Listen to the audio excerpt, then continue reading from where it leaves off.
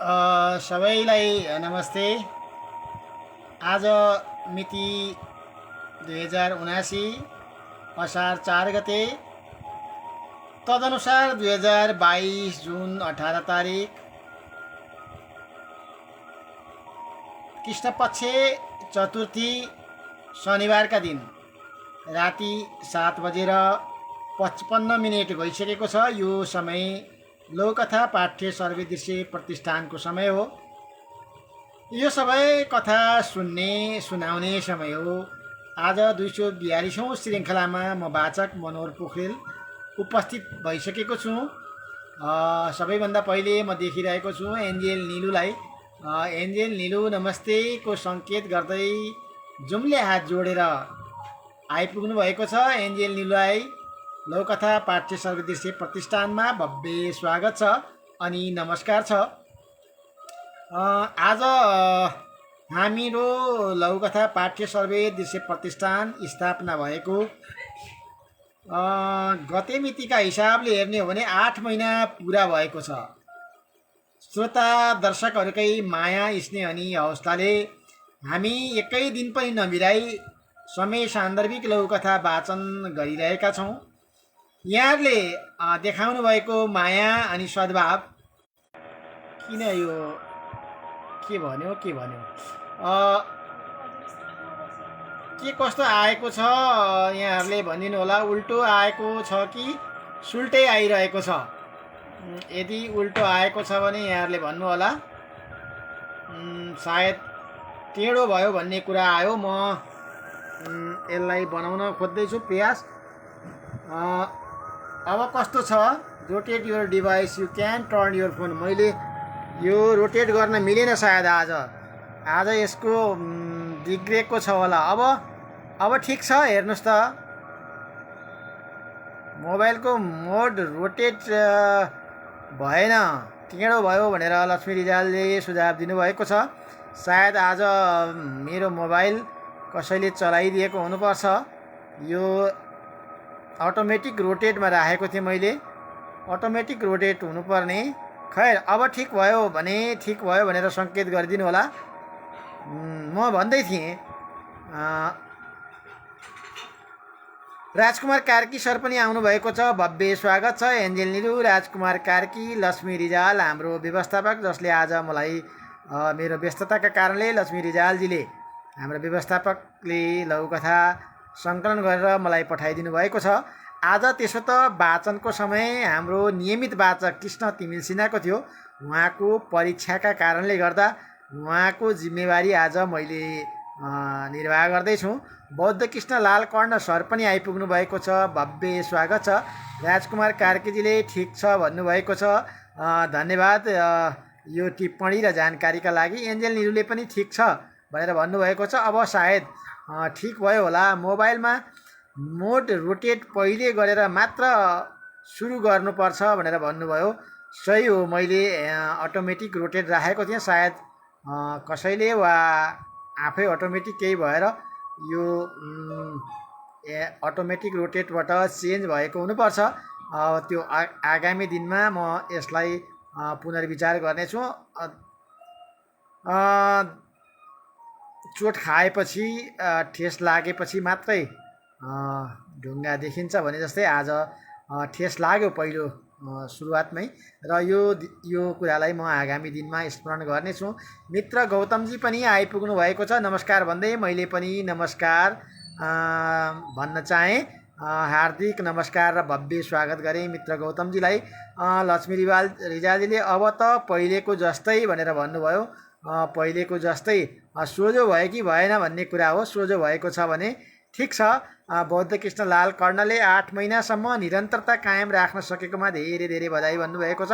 पक्कै पनि यो यहाँहरूकै माया स्नेह अनि हौसला प्रोत्साहनले गर्दा हामीले 8 महिनासम्म एकै दिन पनि नबिराइकन आज 242औं श्रृङ्खला वाचन गर्दैछौँ। यसका लागि बौद्ध कृष्ण लाल कर्ण सर, यहाँहरू जस्तै श्रोता दर्शक, हाम्रा स्नेही मित्रहरूको माया अनि सद्भावलाई म पहिलो साधुवाद दिन चाहन्छु र कृतज्ञता ज्ञापन गर्न चाहन्छु। हामी हाम्रा आदरणीय प्रयोगकर्ता, श्रोता, दर्शक, लघुकथा प्रेमीहरू वाचक सबैलाई धेरै धेरै धन्यवाद व्यक्त गर्न चाहन्छु।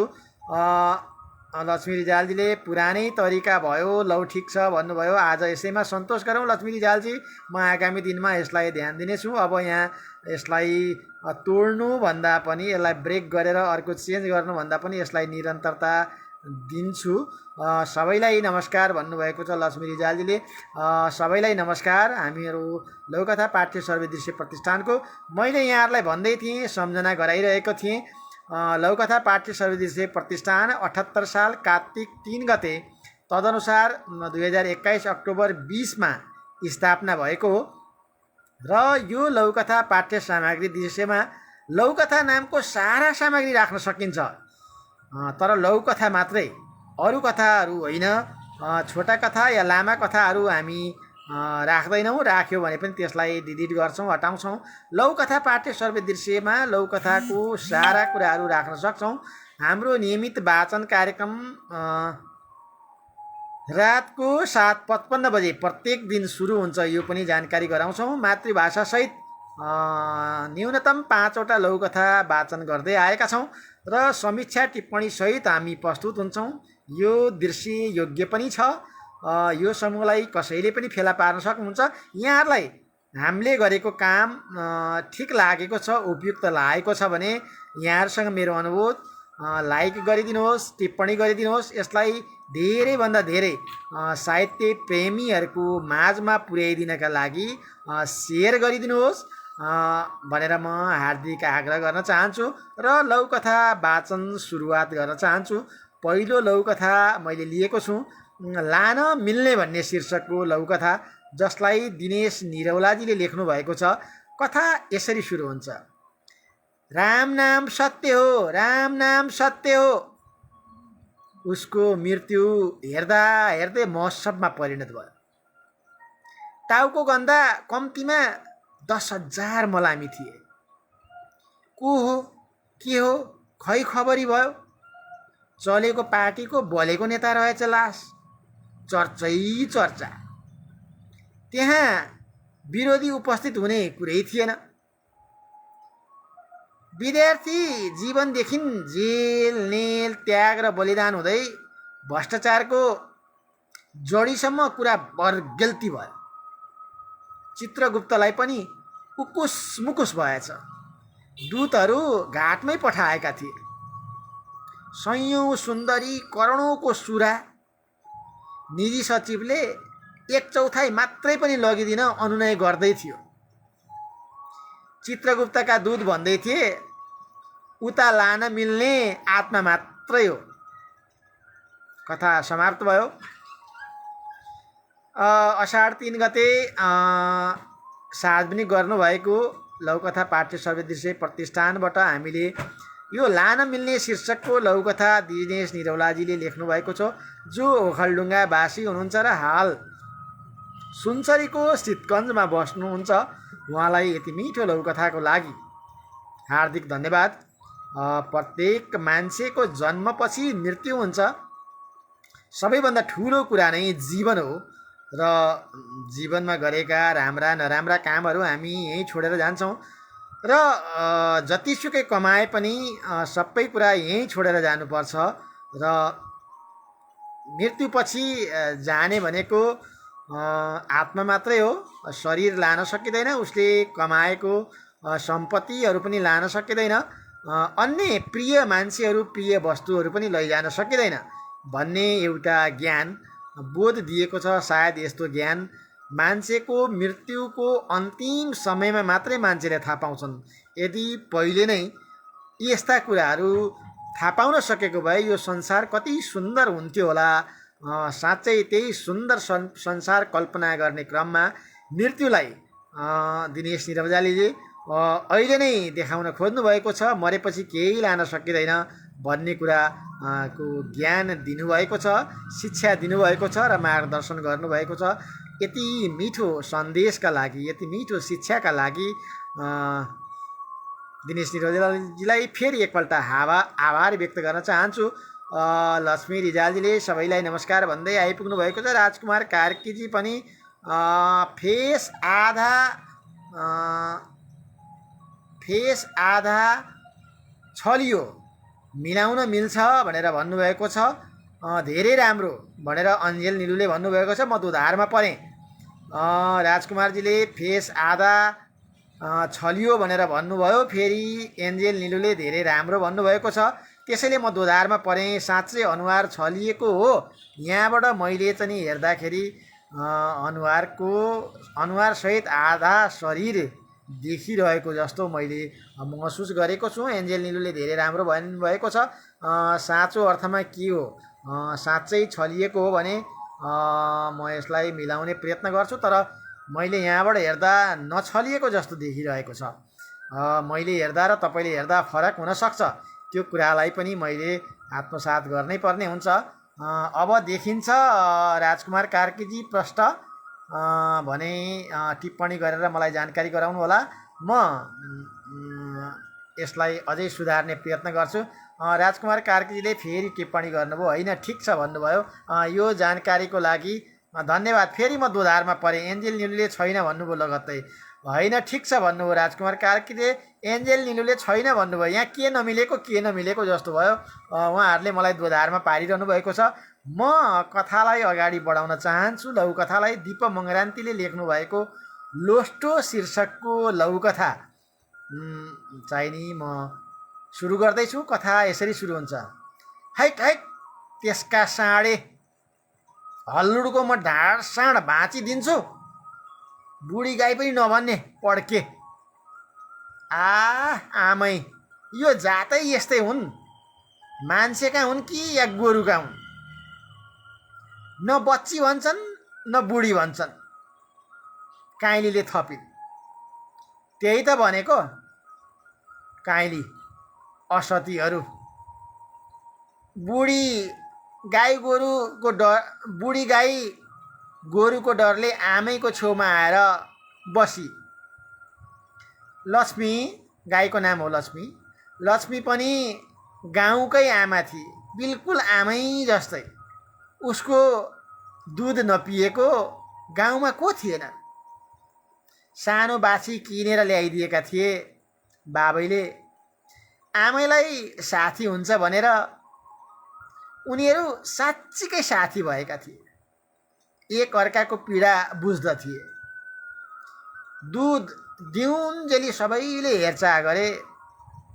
थाकेपछि वास्तै छैन, आमैको जस्तै। सम्पत्ति हात नपरुन्जेली हातै गरे।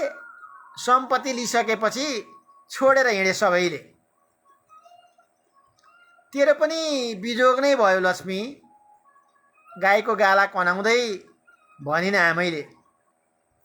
लक्ष्मीले बुझे जस्तै गरेर हेरी आमैलाई, अनि आमैको खुट्टा चाट्न थाली। मानौ केही भन्न चाहन्छे अमुक भाषामा। तेरो र मेरो जिन्दगी पनि उस्तै भयो, रस चुसेर फ्याँकेको लोस्टो जस्तै हो कि लक्ष्मी। कथा सकियो। लोस्टो शीर्षकको लघुकथा। दिप मङ्गरान्तीलाई हार्दिक आभार छ यति मिठो लघुकथाको लागि। यसमा एउटा त महिलामाथि भएको यौन हिंसाको कुराबाट सुरुवात गरिएको छ। बच्ची हुन् कि बुढी हुन् भन्ने कुराले एउटा यौन हिंसाको एउटा सामाजिक चित्रण गरेको छ। यौन पिपासीहरूले छोरीलाई छोरी भनेनन्, आमालाई आमा भनेनन्। यौन हिंसाको शिकार बनाएको घटनाहरू धेरै सुन्नमा आएको छ। यसरी सुरुवात भएको छ र अन्तमा बुढी गाई पनि बुढी आमै जस्तै। सबैले जसरी गाई थाकिसकेपछि दुध दिउन्जेल सबैले पिउने आमै जस्तो, तर दुध दिन छाडिसकेपछि सबैले साथ छोड्ने, बेवास्ता गर्ने, हेरचाह नगर्ने जस्तै। मान्छे पनि वृद्ध अवस्थामा पुगेपछि, ज्येष्ठ नागरिक भएपछि, वृद्ध उमेरमा पुगिसकेपछि सम्पत्ति हुन्जेल सबैले हात गर्ने। सायद त्यही भएर छन् गेडी सबै मेरी, छैनन् गेडी सबै टेडी भन्ने उखान पनि चलेको हुनुपर्छ।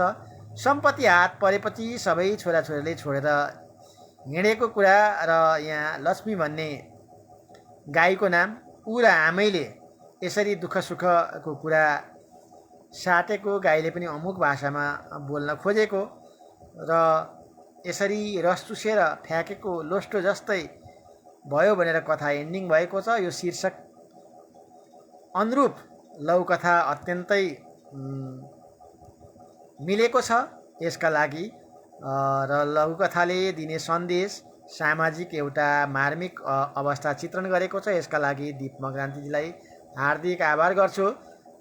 लक्ष्मी रिजालजीले ठिक छ भन्नुभएको छ, एन्जेल निलुले धेरै राम्रो भन्नुभएको छ, राजकुमारजीले पनि होइन ठिक छ भन्नुभएको छ, अम्बिका धितालजी पनि नमस्कार भन्दै आउनुभएको छ, मेरो पनि नमस्कार, हाम्रो नमस्कार। लघुकथा पाठ्य सर्वे दृश्य प्रतिष्ठानको तर्फबाट भव्य स्वागत छ। एन्जेल निलुले ठिक छ भन्नुभएको छ, प्लिज गो अहेड भनेर लक्ष्मी रिजालले भन्नुभएको छ, धन्यवाद। म अगाडि बढ्छु यहाँहरूको निर्देशन अनुरूप। तोयना सुवेदीले पनि नमस्ते सबैमा भन्नुभएको छ। हाम्रो प्रतिष्ठानको तर्फबाट पनि तोयना सुवेदी गुरुलाई हार्दिक नमस्कार र आभार छ। म यो लघुकथापछि अर्को लघुकथा अगाडि बढ्न चाहन्छु। त्योभन्दा अगाडि एउटा टिप्पणी आइसकेको छ। राजकुमार कार्कीजीले यौन हिंसाको सजीव चित्रण, रस चुसेर छाड्ने स्वार्थी प्रवृत्तिको कटाक्ष भनेर राजकुमार कार्कीले लेख्नुभएको छ। निश्चय दिप मग्रादीजीको लघुकथामा उहाँले यो लोस्टो भन्ने शीर्षकको लघुकथामा राजकुमार कार्कीले गर्नुभएको टिप्पणी अत्यन्तै उपयुक्त, सान्दर्भिक र चोटिलो छ। छोटो एउटा वाक्यमा उहाँले कथालाई जुन ढङ्गले सारांश रूपमा उहाँले चित्रण गर्नुभएको छ, यसका लागि हार्दिक साधुवाद व्यक्त गर्न चाहन्छु राजकुमार कार्कीजीलाई।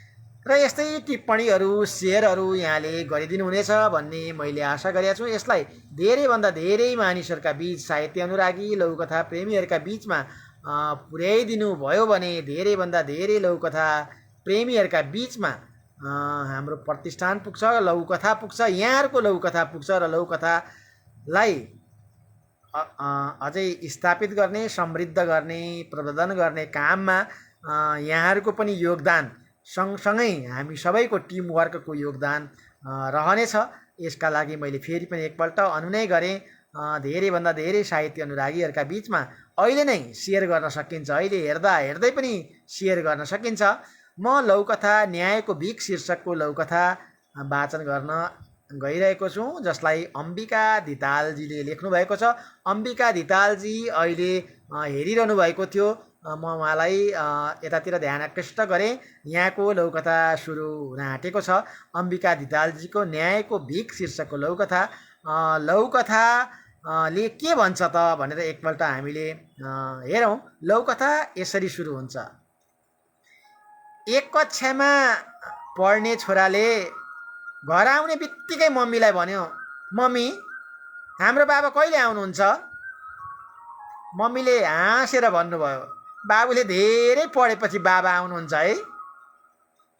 मम्मी म आज धेरै पढ्छु अनि भरे बाबालाई बोलाइदिनु है त। छोराको कुरा सुनेर मम्मी बोल्नुभयो,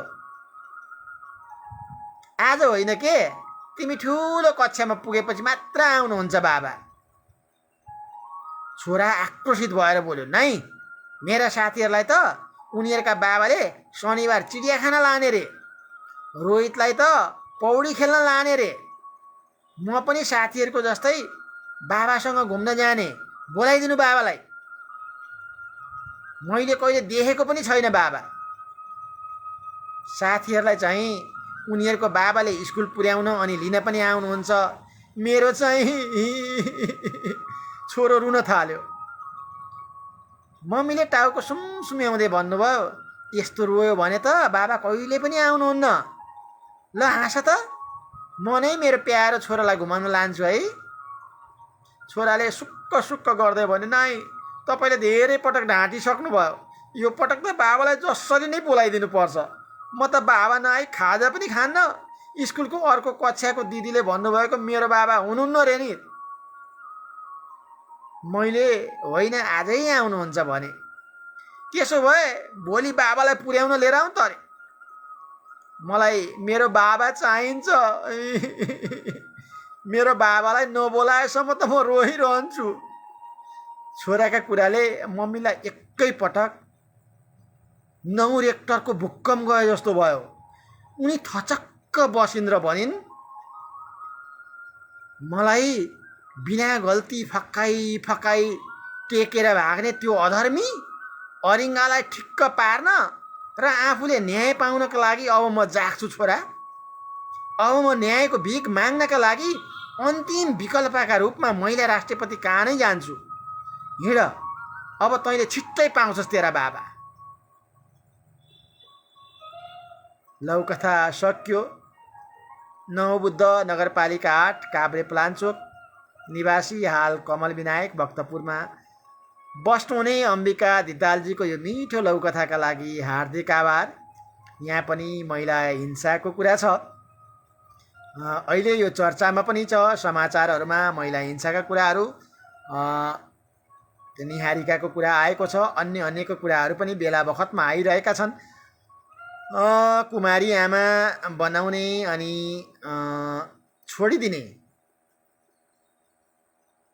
प्रेमीहरूले छोडिदिने, श्रीमानहरूले छोडिदिने, गर्भवती बनाएर छोडिदिने अनि बच्चाको जन्मदर्तादेखि लिएर अन्य कुराहरूमा समस्या हुने यस्तो अवस्था धेरै बालबालिकाहरूमा आएको छ, जसलाई बुवाको न्यास्रो लागेको छ। अरूहरूको बाबाहरूले गरेको माया स्नेह देखाएको उनीहरूले घुमाउन लगेको आदि इत्यादि कुराले बुवाको अभाव खट्किनु स्वाभाविक हो। एउटा बालबालिकालाई, छोराछोरीलाई आमा र बाबा दुवैको माया उत्तिकै चाहिन्छ, बराबरी माया चाहिन्छ। बाबाको मायाको पनि अभाव हुन हुँदैन भने आमाको माया पनि पाउन आवश्यक छ। यो बालबालिकाको नैसर्गिक अधिकार हो, मौलिक अधिकार मात्रै होइन, आधारभूत अधिकार हो। म त भन्छु यो नैसर्गिक अधिकार हो। म अझै थप्न चाहन्छु, यो जन्मसिद्ध अधिकार हो। एउटा मानिस जन्म लिइसकेपछि उसले बुवा आमा, घर परिवार, समाजको सबैको माया स्नेह सम्मान पाउनुपर्छ। यस्तै एउटा बालकलाई न्यास्रो लाग्नु, बाबा नभएको न्यास्रो लाग्नु स्वाभाविक हो। र त्यही बालककै कुराले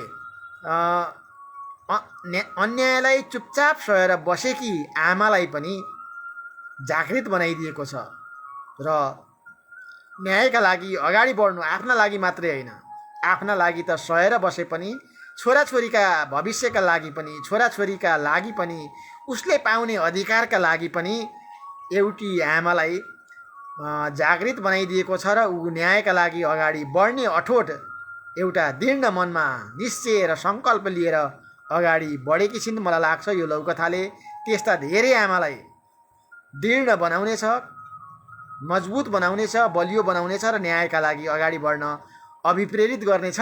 अम्बिका धितालजीको यो लौकथाका लागि हार्दिक आभार व्यक्त गर्न चाहन्छु। मैले अम्बिका धितालजीको टिप्पणी उहाँले सुनिरहनु भएको छ, यसका लागि त हार्दिक आभार पनि व्यक्त गर्न चाहन्छु। मेरो कथालाई पनि स्थान दिएर मिठो वाचन गरिदिनु भएकोमा हार्दिक आभार व्यक्त गर्दछु भनेर अम्बिका धितालजीले भन्नुभएको छ। हार्दिक आभार व्यक्त गर्न चाहन्छु। यहाँको लौकथा नै अत्यन्तै सान्दर्भिक पनि, सन्देशमूलक पनि र जागरुक बनाउने र न्यायका लागि अगाडि बढ्न प्रेरित गर्ने खालको लौकथा थियो। यसका लागि स्यालुट गर्न चाहन्छु। राजकुमार कार्कीजीले हुबहु पूर्ण प्रस्तुति दामी भनेर लेख्नु भएको छ। राजकुमार कार्कीजीलाई हार्दिक आभार दिन्छु। न्यायको भिख लौकथा मैले वाचन गरेर सकाएँ। अब एउटा अर्को लौकथा वाचन गर्न चाहन्छु। लौकथा 6वटा शहीद भन्ने शीर्षकको लौकथा छ। यो हाम्रै लौकथा पाठ्य सर्वदृश्य प्रतिष्ठानका व्यवस्थापक मेरा अभिन्न मित्र नन्दलाल आचार्यजीले रचना गर्नुभएको, तर उहाँले यसपल्ट फरक स्वादको लौकथा चाहिँ सार्वजनिक गर्नुभएको छ, पोस्ट गर्नुभएको छ। नेपालीमा लेख्न पोख्त त हुँदै हुनुहुन्छ, मैथिलीमा पनि उहाँ लेख्नका लागि अगाडि बढिरहनु भएको छ। मैथिलीका वाक्यहरू, भाषा, वेशभूषा, सामाजिक रहनसहन, वातावरण, चित्रण आफ्ना सबै खाले सिर्जनामा चित्रण गर्दै आउनुभएका मित्र नन्दलाल आचार्यजीले यसपल्ट अदोपान सुरुदेखि अन्तिमसम्मै मैथिलीमा लेख्नुभएको यो लौकथा म सम्भवतः पहिलोपटक वाचन गर्दैछु। त्यसो त हाम्रो लौकथा पाठ्य सर्वदृश्य प्रतिष्ठान सबै भाषाभाषीका लागि एउटा सङ्गम, एउटा चौतारीका रूपमा अगाडि बढेको छ। हाम्रो स्थापना नै त्यही ढङ्गले भएको छ।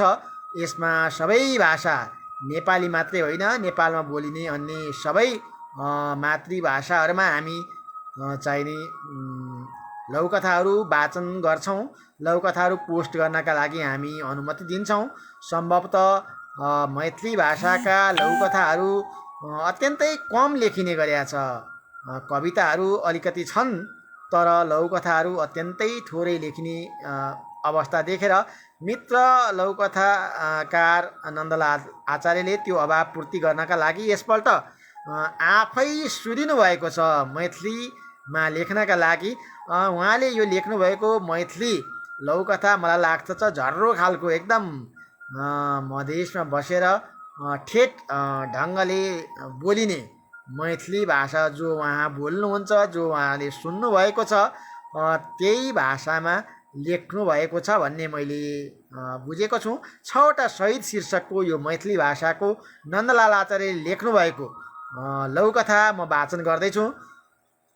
लघुकथा यसरी सुरु हुन्छ। चारू दिस सुनसान अछि, गाडियो सबक आवाज बन्द भ गेल अछि, रात निशब्द भ रहल अछि,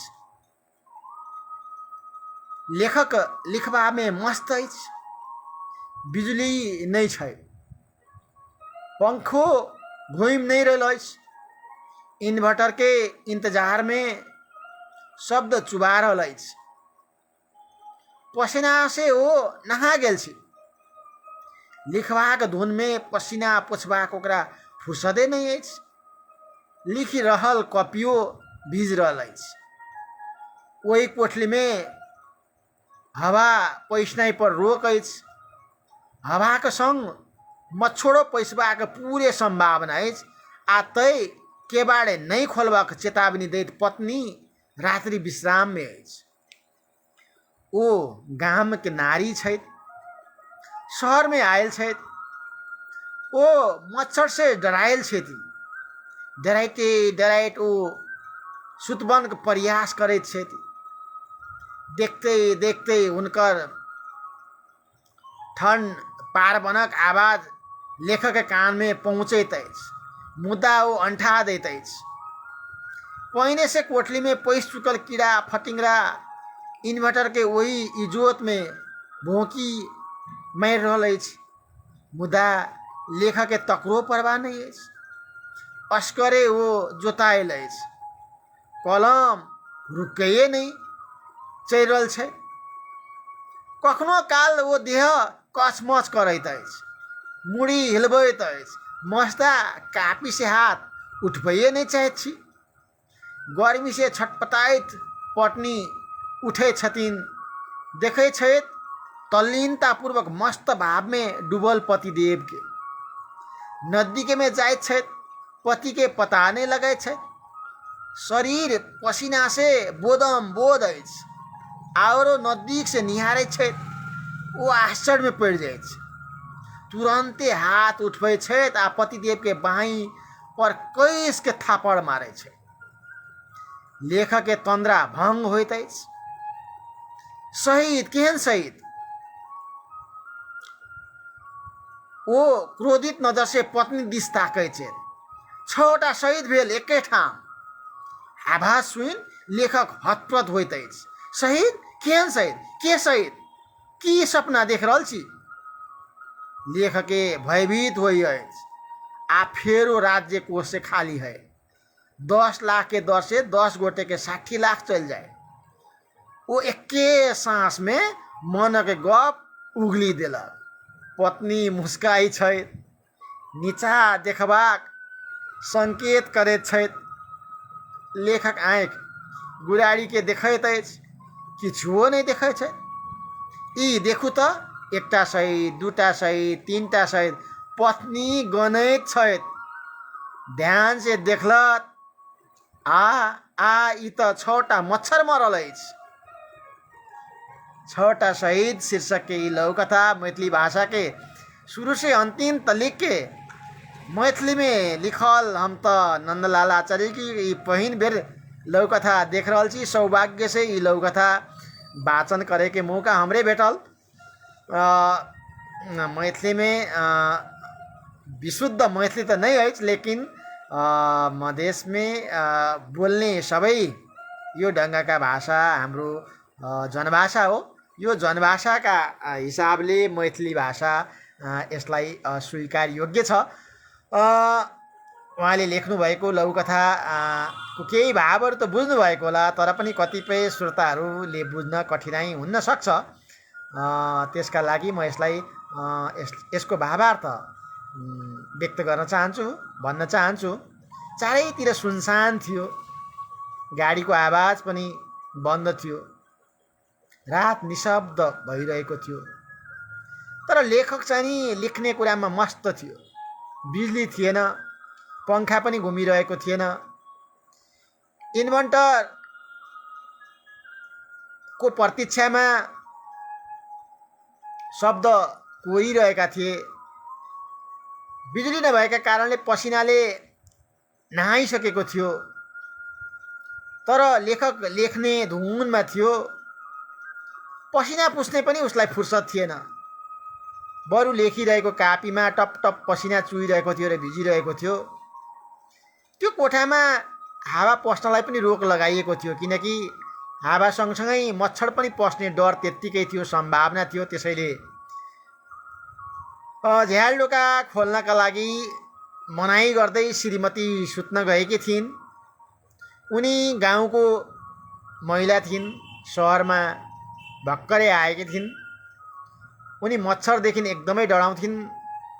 डराउँदै डराउँदै सुत्ने प्रयास गरिरहेकी थिइन्। यस्तैमा उनको कानमा मच्छरको आवाज आयो, तर पनि उनले थाहा नपाएजै गरिन्। पहिलेदेखि नै कोठामा पसिसकेको किरा फट्याङ्ग्रा पनि थिए र त्यसको पनि प्रवाह गरेनन् लेखकले। ऊ एक्लै लेखै गरिरहेको थियो, कलमले रुक्ने नाम लिइरहेको थिएन। कुनै कुनै बेला उसले जिउ हात यताउति अर्काउने फर्काउने गर्थ्यो, टाउको पनि हल्लाउँथ्यो, तर कपीमा लेखिरहेको उसको हात उड्दैन थियो। गर्मीले छटपटाएर श्रीमती उठिन्। हेरिन्, श्रीमान त मस्त भावमा डुबेका छन्, लेखिरहेका छन्। नजिकै गए, पतिको नजिकै गए पनि हेरे शरीर पसिनै पसिनाले भिजेको छ। अझै नजिक गएर हेरिन्, आश्चर्यमा परिन्। तुरन्तै हात उठाइन् र श्रीमानको पाखुरामा कसेर एक झापड हिर्काइन्। लेखकको तन्द्रा भङ्ग भयो। उनी क्रोधित भएर नजर श्रीमतीतिर हेरे। 6वटा सदी शहीद भयो एकै ठाउँ। आवाज सुनेर लेखक हतप्रत भए। शहीद? कस्तो शहीद? के शहीद? कस्तो शहीद? कि सपना देखिरहेको छौ? लेखक भयभीत भयो। चिन्ता गर्न थाल्यो। अब फेरि राज्य कोष खाली हुने भयो। 10-10 लाखको दरले 6 जनालाई 60 लाख दिनुपर्ने भयो, राज्य कोषबाट जाने भयो। तर श्रीमतीले मुस्कुराउँदै भनिन्, तल हेर्नुहोस् न, तल हेर्ने सङ्केत गर्दै भनिन्। लेखकले आँखा तल हेरेर गयो, केही देखिन, केही देखिँदैन त। श्रीमतीले औँलाले देखाउँदै भने, यी हेर्नुहोस्, 1, 2, 3 शहीद, 4 शहीद भनेर देखाउन थाल्यो। श्रीमतीले गन्दै थिइन्। ध्यान दिएर हेरे लेखकले, अर्थात् श्रीमानले, त्यहाँ त 6वटा लामखुट्टे पो मरिरहेको रहेछ।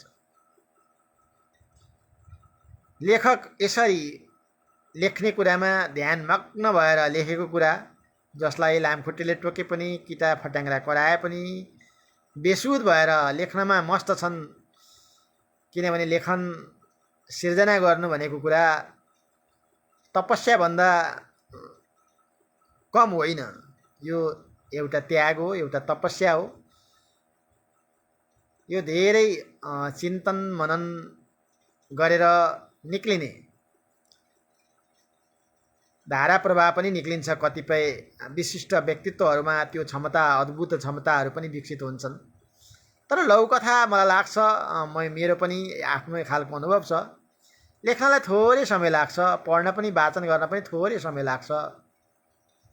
तर के लेख्ने र कसरी टुङ्ग्याउने भन्ने कुरामा चाहिँ नि असाध्यै लामो समय लाग्छ। हेर्दाखेरि 250 शब्द थोरै, त्यति त हामी एकैछिनमा लेख्छौँ, एकैछिनमा वाचन गर्छौँ जस्तो लाग्छ। त्यसको आरम्भ कसरी गर्ने, कौतुलता कसरी जगाउने, समापन कसरी गर्ने भन्ने कुरामा चाहिँ नि लघुकथाले धेरै लामो समय लाग्छ। लघुकथा कथा पनि होइन, उपन्यास पनि होइन, यो खण्ड होइन, काव्य पनि होइन, तर यो आफैमा एउटा पूर्ण कथा चाहिँ नि हो। छोटो संरचनाभित्र पनि घटनाको आदि, मध्य र अन्त्यको सुव्यवस्थित रखाइ हुन्छ। घटनाको आदि, मध्य र अन्त्यको सुव्यवस्थित रखाइ राख्नका लागि जुन सोच्नुपर्छ, मलाई लाग्छ त्यो चाहिँ नि लामो समय लाग्छ। यसका विषयवस्तु पनि प्रभावकारी हुन्छन्। लघुकथाका सन्देश जीवन्त हुन्छ। सूचना, ज्ञान, मनोरञ्जन सबै कुराको व्यवस्थापन पनि हुन्छ लघुकथामा। लघुकथाको उद्देश्य मनोरञ्जन मात्रै होइन, घटनाको आन्तरिक तारतम्य र कार्यक्रम श्रृङ्खलाबाट विकसित हुँदै गएर प्रभावकारी निष्कर्षमा पुर्याउनु अत्यन्तै महत्त्वपूर्ण छ। यसैले मैले अघि पनि भने मेरो अनुभव, लेख्न बसियो, सुरुवात भयो भने त थोरै समयमा सकिन्छ, तर यसको सुव्यवस्थित रखाइ, सुरुवात कसरी गर्ने, मध्यमा कसरी पुर्याउने र यसको अन्त्य कसरी गर्ने भन्ने कुरा सोच्न, यसको पृष्ठभूमि, यसको वातावरणमा चाहिँ लामो समय लाग्ने गरेको छ। यसैले नन्दलालजीले लेख्नुभएको यो मैथिलीमा लेख्नुभएको 6वटा शहीद शीर्षकको लघुकथा अत्यन्तै महत्त्वपूर्ण लाग्यो मलाई र त्यसका लागि हार्दिक आभार छ। अब अन्तिम लघुकथा म लिन चाहन्छु। लघुकथा प्रश्न शीर्षकको लघुकथा छ। केही टिप्पणी आएको छ। सीता रेग्मीले कति राम्रो मैथिली बोल्नुभयो, रमाइलो लाग्यो भन्नुभएको छ। यो हाम्रो सौभाग्य। म जुन मातृभूमिमा जन्म लिएँ, जहाँ हुर्केँ, जहाँ बढेँ, त्यो ठाउँ पवित्र मैथिली भूमि हो, मिथिला भूमि हो, जहाँ मैथिलीमै हाँसिन्छ, मैथिलीमै रोइन्छ, मैथिलीमा गीत गाइन्छ, मैथिलीमा नै सबै कुरा गरिन्छ। यसर्थ मैथिली भाषा मैले जन्मकालदेखि नै सिक्ने अवसर पाएँ र म सजिलैसँग बोल्न लेख्न सक्छु। प्रियासिंह थारूले पनि बहुत निक दाई भनेर लेख्नुभएको छ। बड़ निक बहन, बहुत दिन में देखलूँ आके अहिना प्रत्येक दिन हमरा के 7:55 बजे शुरुआत कॉल ऐसी हम सब एवं तो और 4 चांद लग जाए हमारे के लघुकथा पाठ्य सर्वदलीय प्रतिष्ठान में थारूओ भाषा के लघुकथा में कमी है।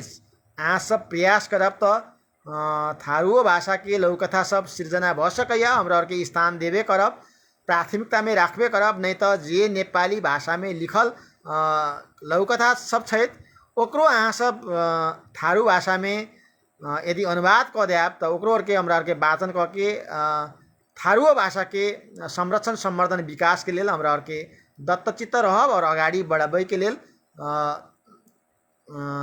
प्रतिबद्धता जाहेर करब। अम्बिका धितालजीले थोरै मात्रै बुझियो लेख्नुभयो, सीता रेग्मीले अलिअलि त बुझिदो रहेछ भनेर भन्नुभएको चाहिँ किन नबुझ्ने, ध्यान दियो भने बुझिन्छ। यो पनि देवनागरी नै हो र मैथिली र नेपालीमा धेरै फरक छैन। सीता रेग्मीजी नमस्कार भन्नुभएको छ, त्यही थोरै बुझिन्छ, बुझ्नुभयो, पुरै बुझ्नु भएन भनेर मैले यसलाई नेपालीमा अनुवाद पनि गरेँ। र एन्जेल निलुले खुन निक भनेर भन्नुभएको छ। खुब निक लेख्नु भएको हो कि यहाँ लेखिन चाहिँ खुन निक भनेर लेखिएको छ। कथा दामी लाग्यो भनेर राजकुमार कार्कीजीले लेख्नुभयो र लेखकको एकाग्रता अनि साधनाको रमाइलो प्रस्तुति भन्नुभयो। साँच्चै लेखकहरू एकाग्र भएर लेख्न थालेपछि लामखुट्टेले टोकोस् कि किरा फट्याङ्ग्राले कराओस् कि गर्मी होस् कि पसिनाले निथुक्क भिजोस् कि केही थाहा पाउँदैनन्।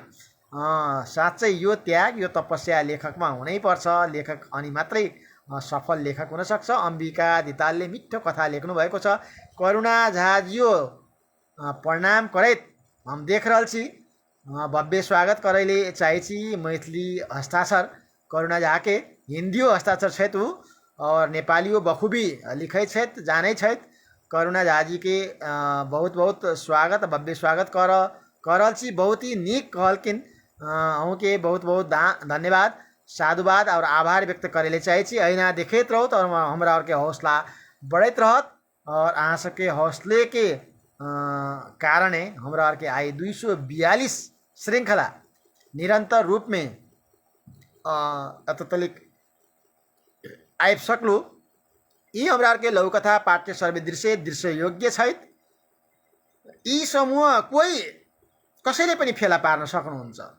समूहमा को हुनुहुन्छ, उहाँहरूले के पोस्ट गर्नुभएको छ भनी जुनसुकै व्यक्तिले पनि देख्न सक्नुहुन्छ। यो सजिलो छ।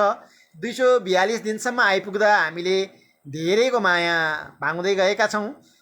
विभिन्न देशबाट, नेपालमा मात्रै होइन, विभिन्न देशबाट, भारत, मलेसिया, संयुक्त राज्य अमेरिका, कतार, साउदी अरब, संयुक्त अरब इमिरेट्स, जापान, दक्षिण कोरिया, संयुक्त अधिराज्य लगायत धेरैजनाहरू विभिन्न ठाउँबाट जोडिनु भएको छ र सबैप्रति म फेरि एकपल्ट हार्दिक आभार व्यक्त गर्न चाहन्छु। केही कमी कमजोरी भयो भने माफी त म माग्ने अधिकार राख्छु नै यहाँहरूसँग र त्यसका लागि क्षमा याचना गर्छु। केही त्रुटि भएको छ भने क्षमा याचना गर्नुहुनेछ। आगामी दिनमा यहाँहरूको मार्गनिर्देशन अनुरूप, सल्लाह सुझाव अनुरूप अगाडि बढ्ने नै छु। यो प्रतिबद्धता सँगसँगै म लघुकथा पाठ्य सर्वे दृश्य प्रतिष्ठानका मेरा सहकर्मी व्यवस्थापकहरू नन्दलाल आचार्यजी, लक्ष्मी रिजालजी प्रति हार्दिक आभार व्यक्त गर्न चाहन्छु र अन्य वाचकहरू र अन्य श्रोता, द्रष्टा, लेखक, लघुकथाकारहरू सबैप्रति एकपल्ट फेरि स्याल्युट गर्दै, हार्दिक आभार गर्दै, त्योभन्दा अगाडि एउटा कुरा म यहाँहरूलाई जानकारी गराउनै चाहन्छु। प्रत्येक वाचनमा मैले जानकारी गराएको थिएँ। आज अलिकति ढिलो होला कि भनेर मैले गराइनँ, तर एक शब्द दुई शब्द मात्रै भनेर जान्छु। आज प्रत्येक दिन कुनै न कुनै दिवस हुने रहेछ। प्रत्येक दिन कुनै न कुनै दिवस हुँदा आज पनि केही न केही दिवस त पक्कै होला भनेर खोजी गर्दा आज जुन 18 विश्व वनभोज दिवस रहेछ। अविरल वर्षाले वनभोज सम्भव होला कि नहोला, तर वनभोजको जुन अर्थ छ विभिन्न ठाउँमा यो सम्भव हुन सक्ला। र वनभोज दिवसको म फेरि एकपल्ट हार्दिक शुभकामना व्यक्त गर्न चाहन्छु र लघुकथा पाठ्य सर्वे दृश्य प्रतिष्ठानलाई माया गरिराख्नुहुनेछ भन्ने एउटा आग्रह, एउटा अनुनय, एउटा विनय गर्दै म लघुकथा पाठ्य सर्वे दृश्य प्रतिष्ठानको 242औं श्रृङ्खला यही समापन भएको जानकारी गराउँदै यहाँहरूबाट ओझेल पर्न चाहन्छु, जदौ गर्न चाहन्छु, हार्दिक आभार व्यक्त गर्न चाहन्छु, नमस्कार भन्न चाहन्छु, प्रणाम करेले चाहेछि। हार्दिक धन्यवाद। शुभरात्रि।